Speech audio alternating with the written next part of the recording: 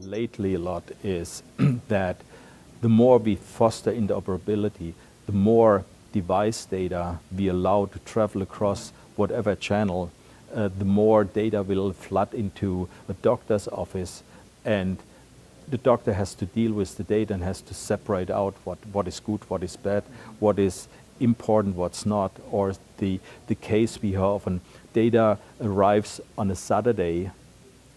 The patient, of course, has an expectation. Somebody looks at it immediately. It's probably critical data on top of it. The doctor took off a weekend, is with his family, and comes back on Monday and something happens. So it's a liability question. Mm-hmm.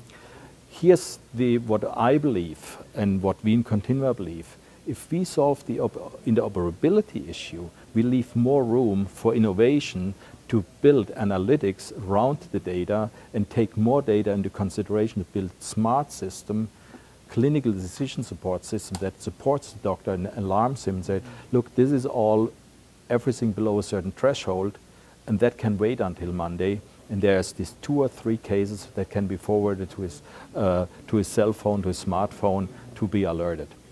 That is an interesting question.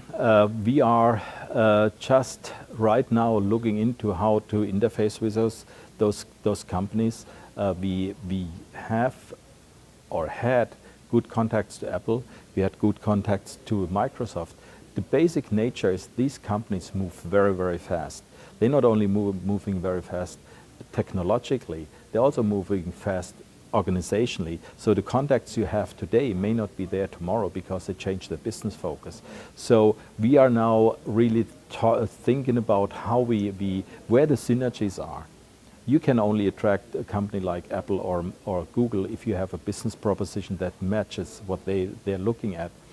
To make one thing clear, we look at, for instance, the health kit as complementary to what we do right now.